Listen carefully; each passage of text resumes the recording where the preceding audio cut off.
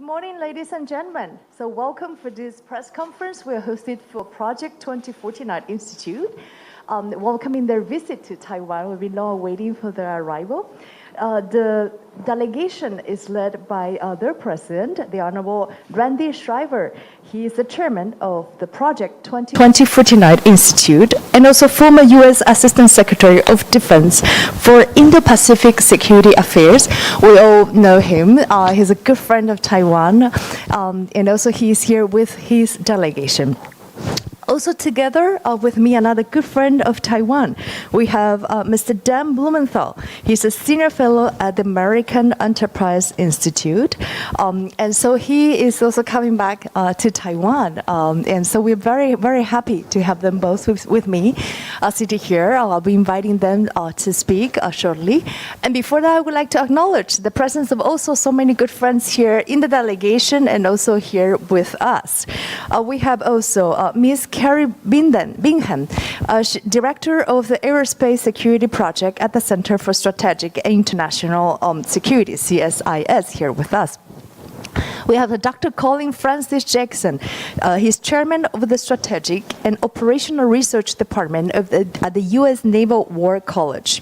We have Mr. Yang Easton. He's senior director at the Project 2049 Institute. We have Ms. Jenny Huang. She's senior director at the Project 2049 Institute.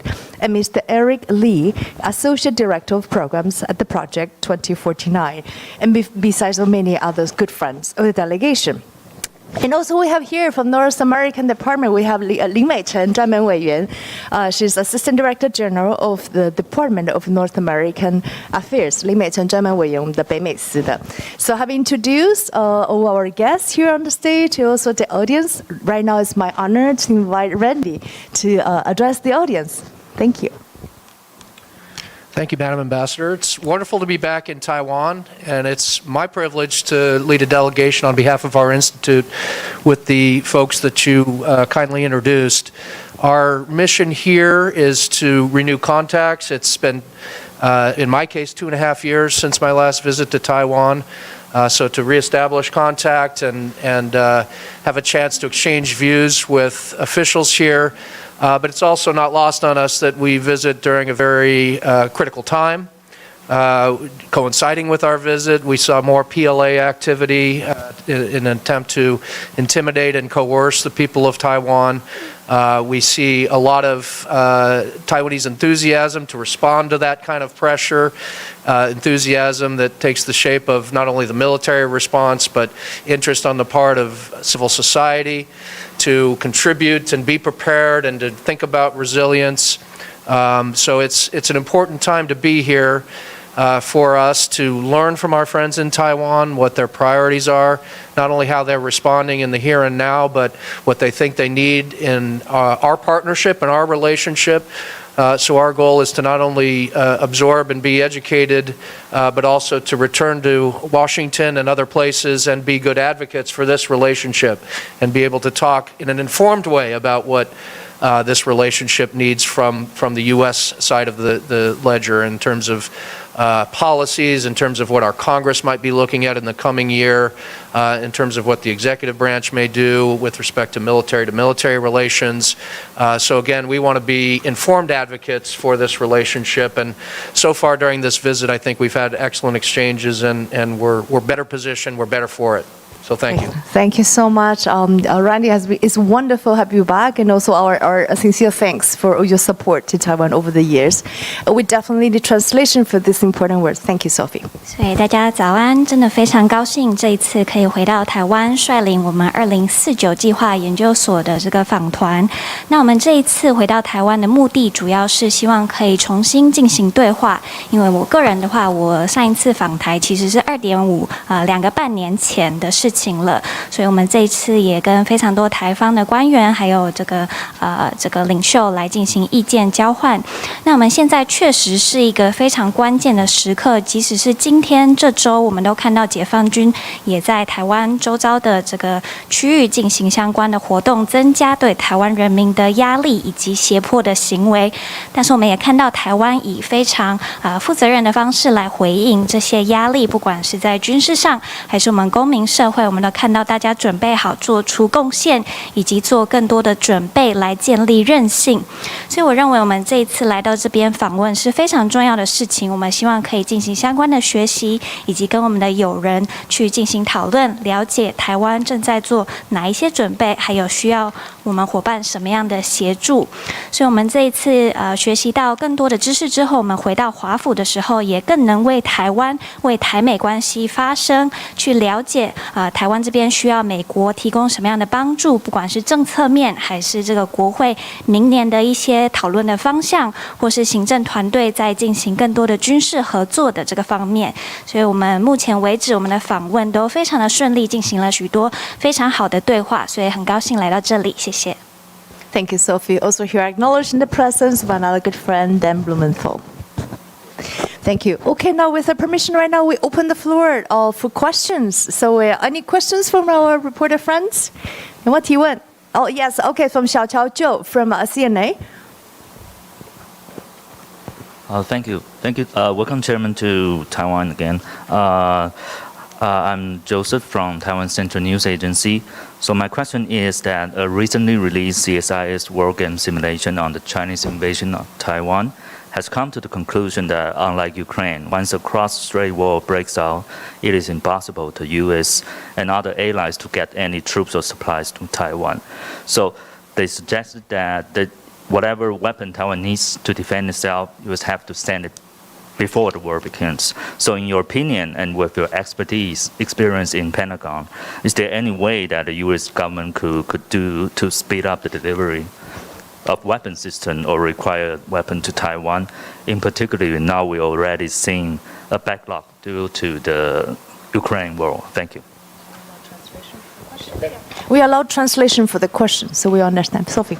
所以我的问题就是，我们最近看到这个美国的华府智库战略暨国际研究中心这个 CSIS， 他们最近进行了这个战争的兵推。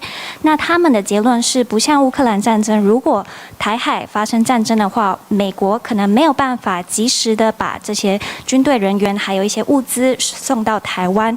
所以呢，台湾任何所需要的军备还有武器，都是必须要在战争爆发之前就先送到台湾。那我知道您在这方面有许多的经验，您也曾在这个国防部任职。那不知道关于这方面您有什么样的意见？可以如何加速这个军备的这个输送？而且尤其我们现在看到这个之前军售交付其实有这个延误延迟的状况，这是因为乌克兰的关系。那不知道您有什么样的看法？ So I wasn't a participant, nor do I believe Mr. Blumenthal was a participant in this particular set of war games, and it really was an iterated effort, 24 different plays through the scenario. But from what I've read, I have a couple of views I'd be happy to share. 所以呢，那我本人还有这个蒲大年资深研究员，我们都有参与这个 CSIS 他们的战争兵推的这个过程哦。他们有24次的兵推，那我也读了一些相关的报道，那我也有一些看法想要跟各位分享。Certainly, it underscores the high cost for all parties. Should we fail in our deterrence efforts, and there be actual conflict. Even if we prevail, it is costly for all parties, and therefore it should underscore our current efforts to bolster deterrence. 所以，那其中一个结论就是，如果台海真的爆发战争的话，对所有参与的人员都是损失非常惨重的。所以，就是如果嚇阻失败，真的爆发这个冲突的话，就算胜利也是惨胜的方式。所以我们真的必须要做足准备，做这个嚇阻的方式。 Secondly, it proves that Taiwan is defendable and that we shouldn't have a defeatist attitude. We shouldn't expect that this is such a difficult task, that there aren't things that we can't do to affect the outcome. So even though obviously the game showed that conflict would be costly, it does show that there are ways to prevail, and that should give us at least some hope and be less defeatist that we hear from time to time in some quarters. 所以呢，这个兵推的结论其实是台湾是可以防卫的，所以我们不应该有自我先放弃的这个心态。所以虽然说有非常多的困难，但是呢，我们必须要有这个希望，因为我们即使是这个损失非常惨重，我们从兵推的过程中也看到其实是有办法可以取得胜利的，所以我们不应该先自我放弃。And third, it does offer some insights on the kinds of things we should do now to prepare to be optimally positioned, including for deployment of ammunition supplies, Taiwan's preparation for resilience in terms of energy, in terms of food, and yes, this issue of resupply in a contested environment. Armed with this knowledge, we should be doing the kind of planning to keep sea lines of communication open, to have corridors for resupply. These games are helpful to inform future planning and future actions. So as difficult as it may be, I don't think it's impossible, and we should be thinking about how to do this in a contested environment, given what we know of the results of not only this effort, but a lot of other data through wargaming and through observing PLA training and activities over a long period of time. So this is something we should be working on now. 所以呢，那我们另外一个结论就是我们应该现在就先做好万全的准备，尤其是在这个物资的输送，还有弹药的囤储，还有这个建立台湾在能源以及食物、粮食方面的韧性这些我们都希望台湾跟美国有非常畅通的管道，可以进行相关的沟通以及补给的这个行为哦，所以我们这些兵推的结果，其实让我们有更多的资讯、更多的资讯跟知识，可以进行一些提前的计划，还有未来采取行动的这个依据哦。所以我们看到这个兵推的结果，让我们知道要取得胜利其实不是不可能的。虽然它的环境可能条件非常困难，但是我们有这些资讯，有这些我们过去这个观察解放军的行动已经很久了，所以利用这些资讯，我们现在就可以做足非常万全的准备。Thank you, Randy. Inviting Dan. Yes. Sure. The other part of the game that we have to underscore and is critical to get into the mindset of Xi Jinping and his lieutenants is how costly such a conflict would be for China. And China would be taking on not just Taiwan, but be taking on the United States and its allies. And that would be extremely difficult for China to do. It would come at very high cost. And we have to keep underscoring as a part of deterrence just how costly it is and again, to prevent this from happening in the first place. 所以另一方面呢，我们也必须要去想一想，就是习近平他目前的这个想法是怎么样的。我们必须要不断的重申，就是如果中国真的采取这个攻击或是侵略的行为，其实是需要付出非常大的代价的，因为它不只是面对台湾，而是面对台湾以及美国以及美国所有的盟友。所以对中国来说，这真的是非常困难的一件事情，也必须要付出高昂的代价。所以我们如果可以重申这一点的话，就可以进行贺阻来阻止这样的事情发生。U.S. policy should be to underscore to China how difficult it will be, how costly it will be, how much of a long-term setback it will be for China, and again to insist that China's differences with Taiwan be settled at the negotiating table. That's what our policy should be: peaceful resolution to the dispute between both sides of the strait. Not war, not trying to change the status quo through force. 所以我们美国这边的政策应该是要重申告诉中国，如果采取行动的话，会多么的困难，付出多高昂的代价，而且他们的国力会因此而倒退好几年哦。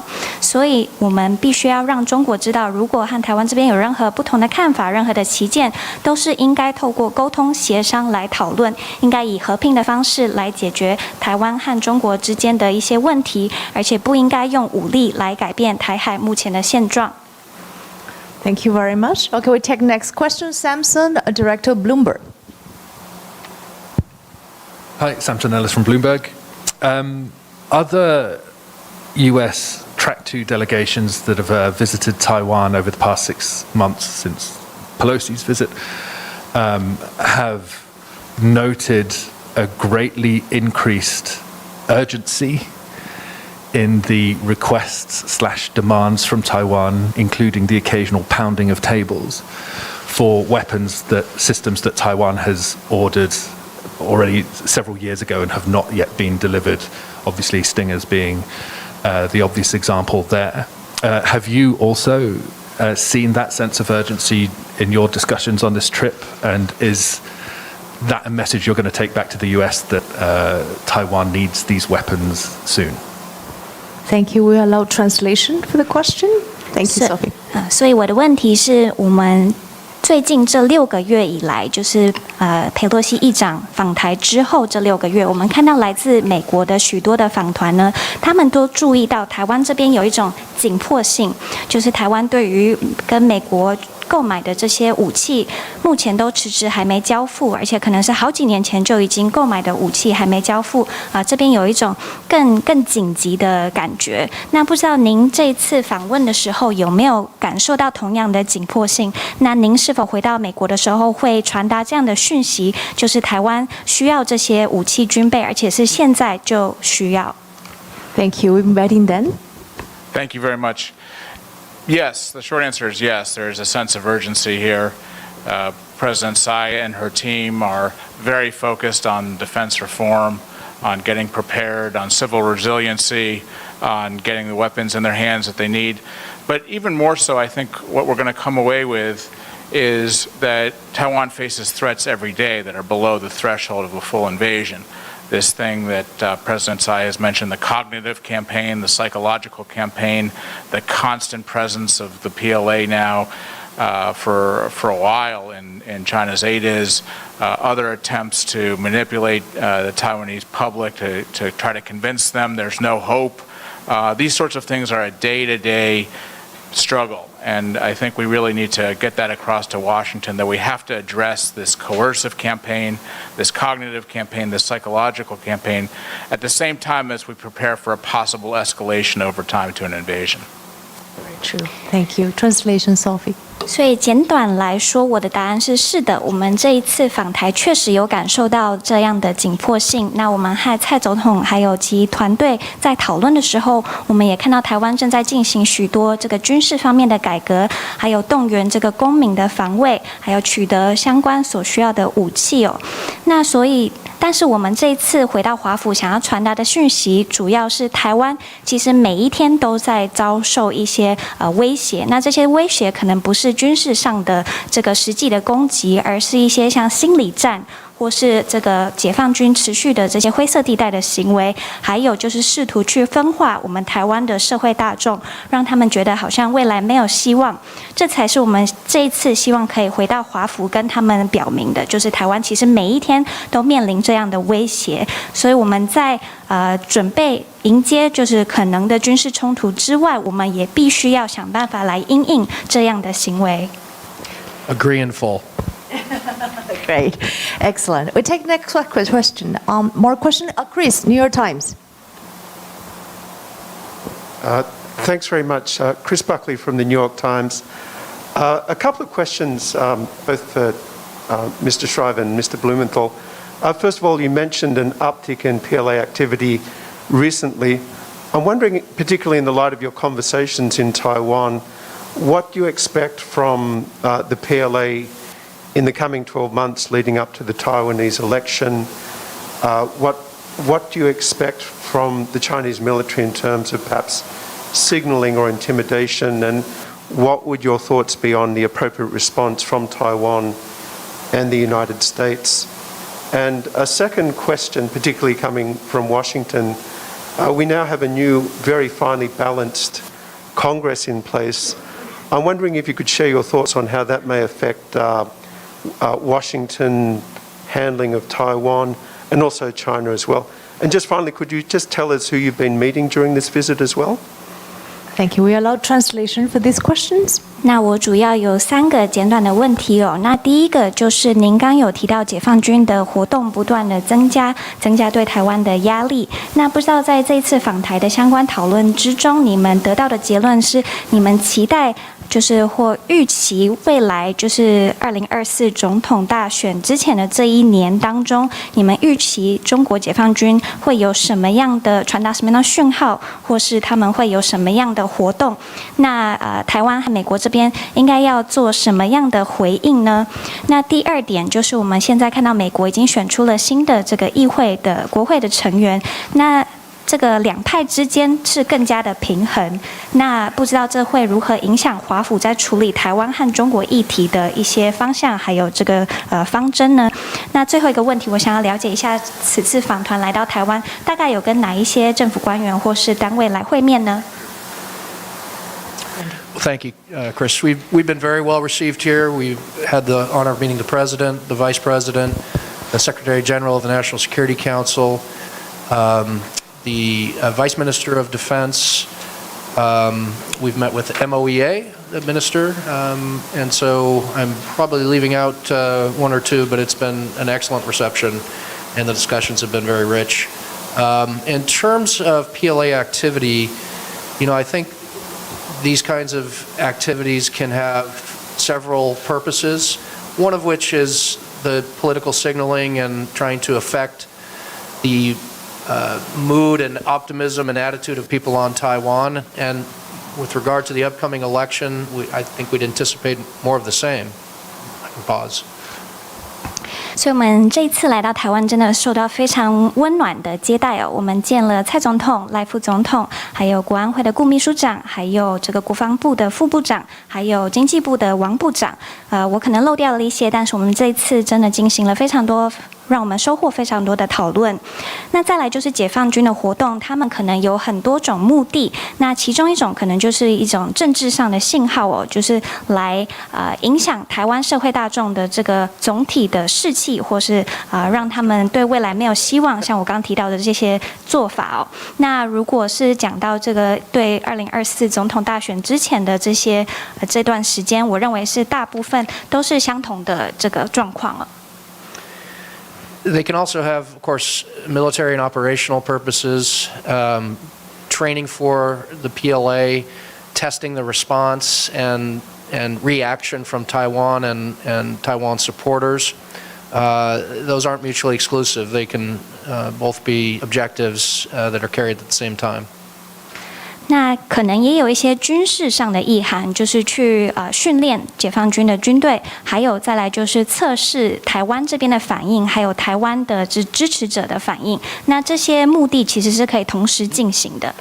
And I think in both regards, the appropriate response is for us to think about setting new normals, for us to think about not only responding, but showing over time that there is cost imposed on the PLA and on the CCP for this kind of coercion.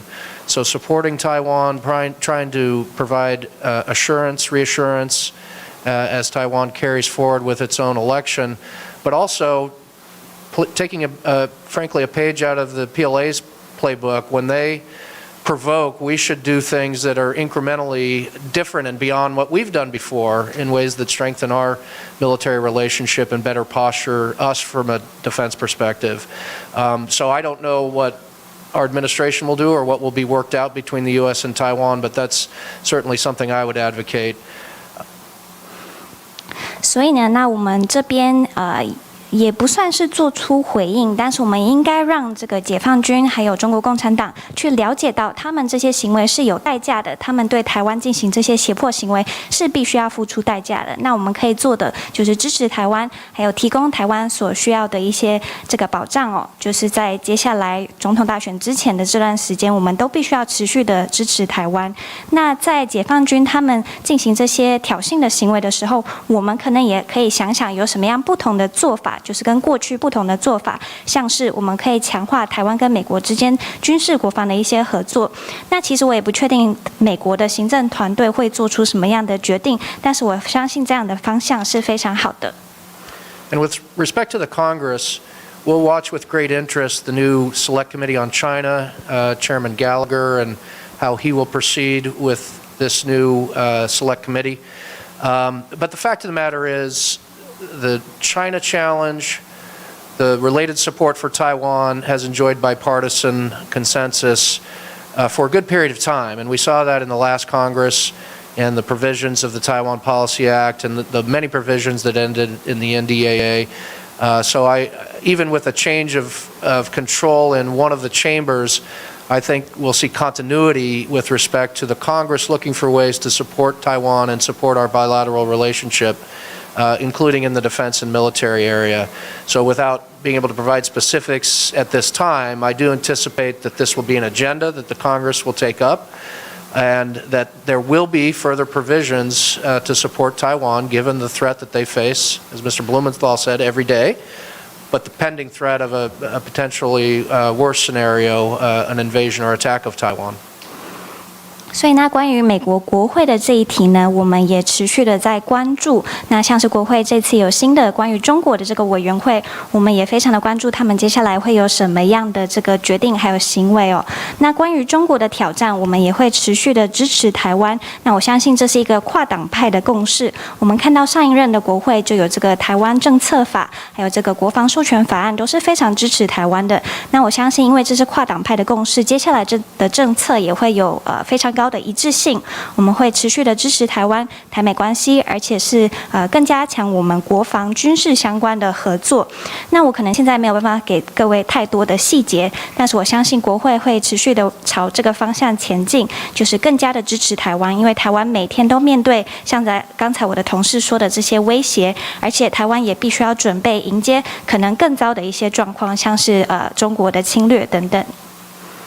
I just would add one thing.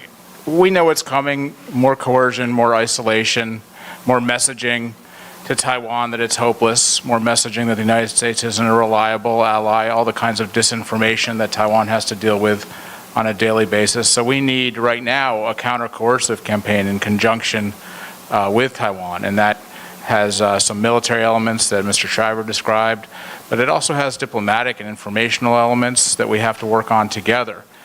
We have to undermine this notion that the United States is not a reliable partner to Taiwan over the long term, and we have to just give the Taiwanese hope. That's the center of gravity of these Chinese campaigns of isolation, of trying to blame Taiwan democracy somehow for being provocative, when the truth, as we all know, is it's China that's provoking. It's China that's trying to affect the outcome of a democratic election. So a coercive campaign has to be met with a counter-coercive, counter-isolation campaign, and we have to plan that and work on that together with Taiwan.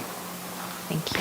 所以呢，我想要补充一点，就是关于中国持续的对台湾的胁迫，还有试图去孤立台湾，还有试图在台湾传达一些假讯息，就是台湾已经没有希望了，或是台湾不能认为美国是一个可靠的伙伴，这些假讯息都是台湾人每天都在面对的。那关于这些心理战或是假讯息的部分，我们也必须要想办法来因应，而且是以台湾和美国合作的方式来因应。那这个合作的方式，除了像我刚刚同事说的一些军事上的元素，还有外交，还有情资相关的这个元素哦，我们不能让中国持续的传达这些美国不可靠啊，台湾没有希望了这些讯息。那这是我们的这个反台湾遭受孤立的这个行动的一个核心哦。因为中国不断的在责怪台湾的民主是对他们有挑衅意味的，但是我们都知道事实是中国他们才是希望可以去干预台湾这个自由而且公正的一个选举，所以我们必须要想办法做出这种反孤立台湾的一些行动，而且是必须要台湾和美国一起合作。Thank you. We just want to move the next question. Do you have any other remaining questions?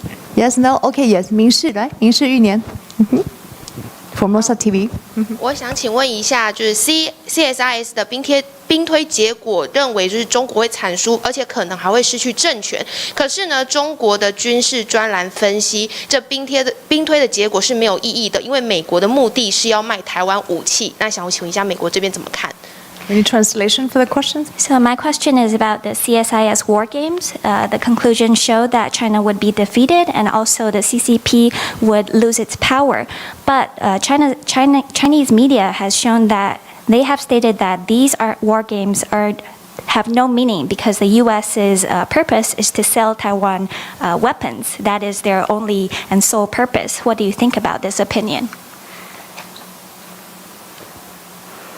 Well, I disagree. I think the war games that CSIS conducted, but that others have conducted at classified, unclassified levels, all show that Taiwan faces a serious threat, and whether the particular game shows Taiwan surviving and prevailing in its continued existence or a PLA victory, in every regard, Taiwan is, in each of these games, Taiwan is better off when it's better equipped, when it's better trained, when it's better aligned with the United States in our response, when other countries participate, when we broaden the problem. So Taiwan's preparation in terms of defense, which includes arms sales, are a part of that. Defense industry is really only able to do this when allowed to by the U.S. government, when there's agreement between the U.S. and Taiwan. And these are requests that we are meeting from Taiwan based on requirements identified not only in these games, but here in Taiwan through the process of running simulations and identifying requirements. So these are government-to-government agreements. This is nothing being forced on anybody. They're in fact desperately needed capabilities given everything we've learned. 我不同意这样的看法。我认为这个智库他们进行的兵推，还有一些其他机构他们进行的机密或非机密的兵推，他们都显示出台湾正遭受非常严重、非常重大的威胁。那这个研究结果就是显示，台湾如果能胜利，或是可能中国解放军他们能胜利，无论如何，就是台湾都必须要有更多的这个军备，需要更多的训练，必须要更与美国还有其他盟友就是有一致的目标，更良好的沟通，和其他国家也进行更好的合作。那其中要这么做，台湾就必须要有更好的准备。那准备的方面可能就跟国防有关，那可能也就跟军售有关，所以这都是环环相扣的。那我们美国的这个国防产业呢，我们要卖这个军售给台湾的话，也必须要是美国的政府跟台湾的政府之间有先协议好才可以进行的。那我们这些军售都是因为这些台湾的方面的要求，或是这些兵推的结果，让台湾的这方面有这样的需求，所以其实都是政府跟政府之间有良好的协议、良好的沟通，并不是有任何胁迫台湾或是逼迫台湾购买任何军备，这都是台湾所需要做的一些准备。I just want to take the opportunity and thank you to swat away Chinese propaganda and disinformation campaigns. The United States has a laws, the Taiwan Relations Act, which requires, it's not a question of different politicians coming in with different policy. It's a legal requirement to help Taiwan defend itself and protect against coercion. That's the language of the law. But the United States would be very encouraging of other countries to sell weapons to Taiwan as well. China just browbeats and bullies countries to not do so. The United States encourages Taiwan's defense industry. The bottom line is the United States wants Taiwan to be well equipped, as Mr. Shriver said. And that equipment can come from anywhere. But we shouldn't just focus on equipment. We should focus on training with Taiwan, getting Taiwan ready for a host of different scenarios, bringing it out of its isolation, and these sorts of things as well. Thank you. In translation. 所以非常谢谢你给我这个机会，可以去反对这个中国媒体所提供的假讯息哦。那我们美国军售给台湾是有法源依据的，像是这个台湾关系法都是写在明文写在法律里面的，所以这并不是任何就是政府他们自己的决定，这是有法源依据的，就是要让台湾有办法可以防卫自己。那美国也非常鼓励其他国家就是军售给台湾，我们也非常鼓励台湾发展自己的国防产业。我们最终的目标就是希望台湾可以做足准备，有台湾所需要的一些军备。那这些军备从哪里来？其实我们并没有那么在意，其实都可以。所以除了军备之外，我们也非常重视台湾这边军事人员的训练，还有如何让台湾可以对抗这个心理战，还有假讯息，这些都是非常重要的。Okay, I'm conscious of the time, so maybe last questions, if there's any. 还有没有最后的问题？来小乔 Joe. Okay, anybody else? Just one? Yeah, 就小乔一题。好 ，So it will be Joe. Yeah, see you next. It's me again, sorry. In the CSIS simulation thing, that there's the local media has said that there's one factor that it hasn't been taken into consideration is that there's Chinese spies in Taiwan that could, and some local that is supporting Chinese regime. So, do you think this kind of factor should be taken into consideration? I'm sorry, I didn't understand. They didn't take into the factor that there are Chinese spies here, that they're supporting the Chinese regime, that once they attack Taiwan, they will help to help them succeed. So do you think that part of it is something we should take into consideration too? Thanks. Thank you. Translation for the question. Yes. 好的，我的问题也是跟智库的这个兵推有关系的，就是我们当地的一些媒体，他们说，其实这个兵推没有考量到其中一个因素，就是台湾这边可能有中国的间谍，这些间谍他们可能会在如果中国去入侵台湾的时候，他们会协助中国这边胜利。那不知道这样的因素是否也应该列入考量，是否没有考量到这部分？ Okay. So before invite Randy to respond, 我装出去 Emily want to do 逸轩有想问问题吗 ？Yeah, I think that was her question. 我用中文。好，可以。喂，那个我们最近把恢复1年的兵役嘛，然后那个之前这个薛瑞福先生有说他期待看到更多军事合作改革，想要知道说，因为关于1年的这个恢复啊，有些人说其实重点不是时间长短，而是训练的内容。不晓得他和我们官方讨论的时候有没有类似这样的观点？ We need translation for the question. So my question is about Taiwan extending conscription from 4 months to 1 year. So Chairman Shriver, I know that you have said that Taiwan and the U.S. needs more cooperation to conduct military reform. And some people say that in terms of conscription, the point is not the time or length of conscription. The point is the content of training and intensity of training. I don't know if during your discussions with officials here in Taiwan, you have touched upon this topic, and what is your opinion about this? We have 2 questions already. Okay, just want to double check, 孟丽忠实, you don't have a question, right? Or no? Okay. so we're inviting Randy and Dan to respond at their will. On the first question, let me take that one and then pass it on to Mr. Shriver. So, unfortunately, the Chinese CCP policy, through the use of the Ministry of State Security and other political influence organizations, political warfare organizations, that's a big part of their strategy, not just in Taiwan. Obviously, Taiwan is vulnerable for obvious reasons, but to create these kinds of agents of influence and fifth columns throughout all of the democratic nations. And again, it's something else we can work together to identify, to help go after, to help prosecute cases. And much more of this needs to be done, not just in Taiwan, in the United States, in Japan, throughout Europe.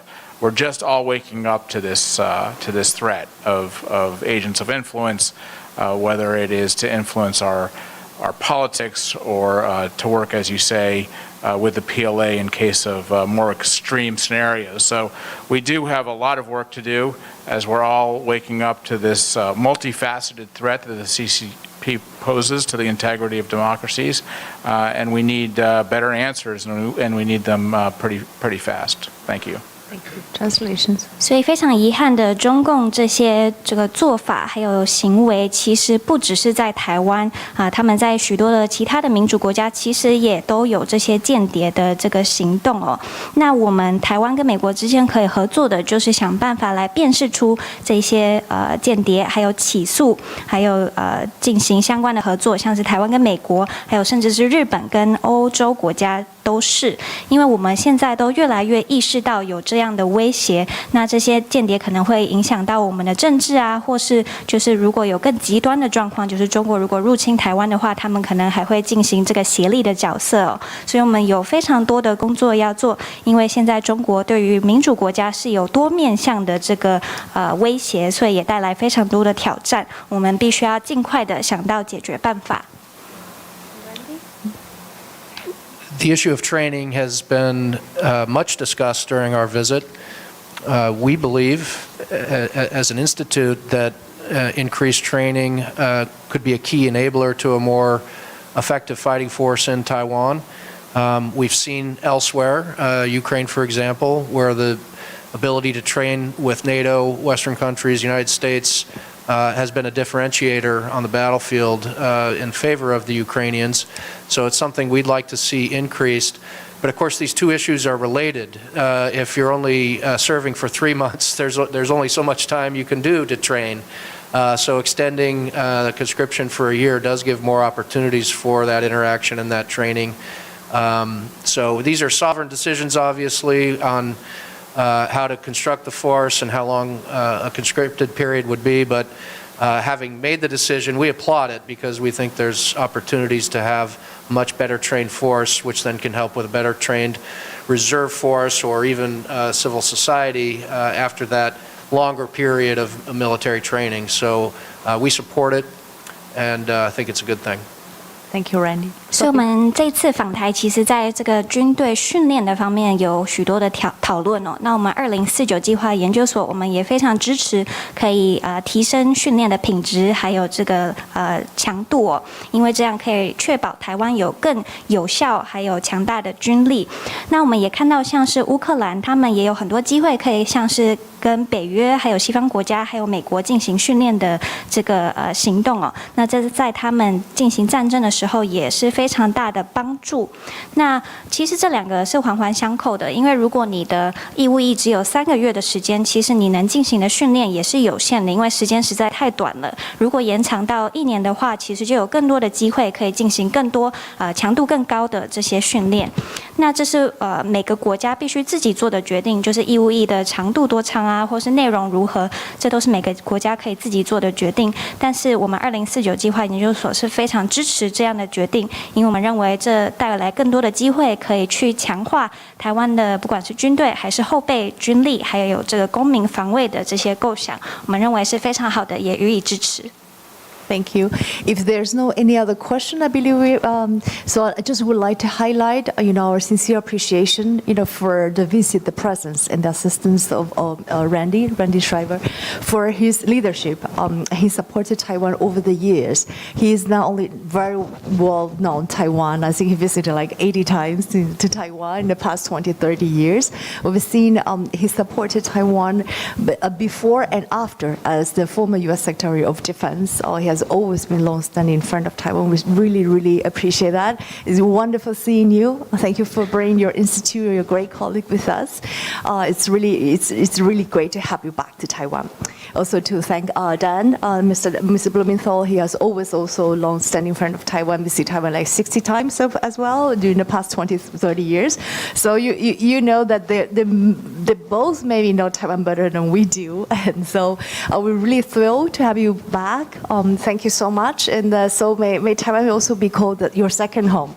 And also thank you for each one of you for participating. And I think it has been a good discussion, very informative, very well in depth, and they really share with us very frankly and very thoughtfully, their thoughts. So thank you. 非常谢谢大家参加今天记者会。And as part of tradition, I know, we're taking like a group picture. 我们就大合照，好不好？就大家，我们先合照一张，3个人一起 ，3 of us first on the stage, and then we inviting our colleagues joining us on the second photo. Yes. Can I just quickly? Oh yes, just sorry. Very quickly, just wanted yes. to thank you, Madam Ambassador, for hosting this engagement with the press, and thank the Foreign Ministry. We had a wonderful discussion with Foreign Minister Wu, in addition to the other engagements I mentioned earlier. And just to end where we started, it's great to refresh our relationships and understand the current state of play. But this is all for the purposes of us being able to be better advocates for the U.S.-Taiwan relationship when we return home. And so far, I think mission almost accomplished. Got a couple more days, but thank you very much. Wait, translation for this one. 所以真的非常谢谢我们欧发言人主持今天的记者会，也非常感谢外交部。我们昨天和吴部长也有非常好的讨论。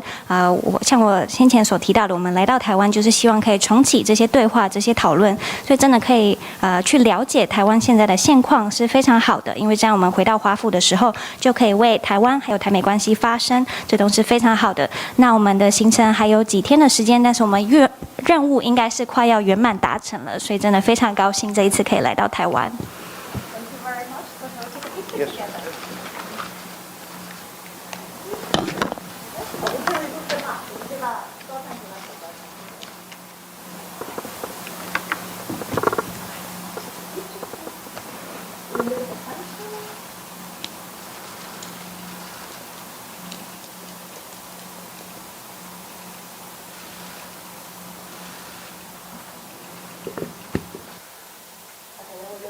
At the left, yes? Okay.